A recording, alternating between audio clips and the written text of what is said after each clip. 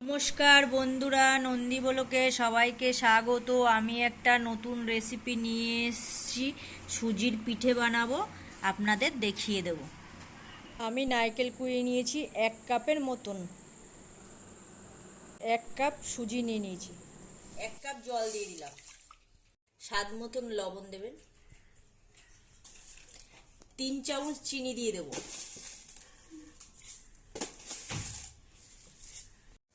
আমি চিনিটাকে আর নুনটাকে ভালো করে মিশিয়ে নেব। আমার চিনিটা আর নুনটা পুরো জলের সঙ্গে মিশে গেছে। আমি 1 কাপ সুজি দিয়ে দেব আর অল্প আঁচে আমি রান্না করে নেব। ঘন আর আঠালো হয়ে যাবে সুজিটাকে নাড়তে নাড়তে। এরকম সুজিটা এরকম আঠালো টাইপের হয়ে গেছে, আমার হয়ে গেছে। এবার একটা পাত্রে নামিয়ে নেবো। এগুলো কোড়া নারকেলগুলো কড়াইতে দিয়ে দেবো।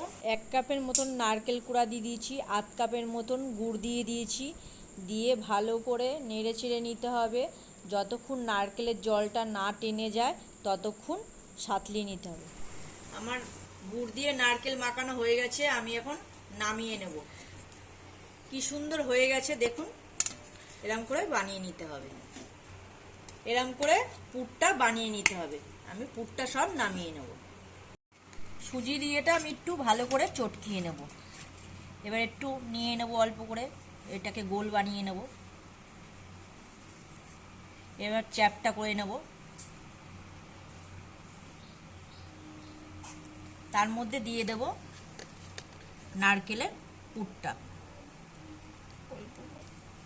আমার দেয়া হয়ে গেছে। এবার আমি আবার মুড়ে দেবো মুখগুলোকে, এইভাবে মুড়ে আবার গোল করে দেব। আমার গোল হয়ে গেছে। একটা এরকম আঙুলের ছাপ দিয়ে নিতে হবে, টুথপিক নিয়ে নিতে হবে, নিয়ে ডিজাইন করে নিতে হবে এরকম করে।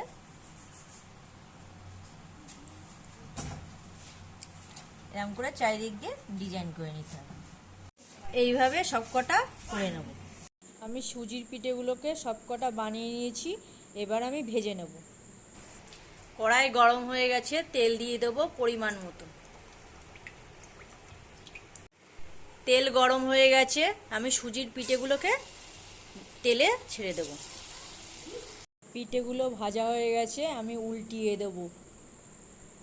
একটা একটা করে এইভাবে উল্টিয়ে দিতে হবে। আমার হয়ে গেছে, পিঠেগুলো ভেজে নিয়েছি, আমি এবার নামিয়ে নেব।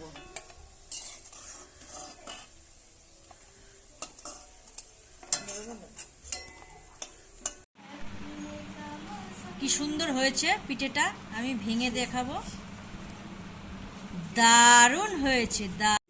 এইভাবে সুজির পিঠে করে খাবেন, কেমন হয়েছে জানাবেন, লাইক করবেন, কমেন্ট করবেন, সাবস্ক্রাইব করবেন। আবার নতুন নতুন রেসিপি নিয়ে আসব। নতুন বন্ধু হলে অবশ্যই সাবস্ক্রাইব করে আমার পাশে থাকবেন।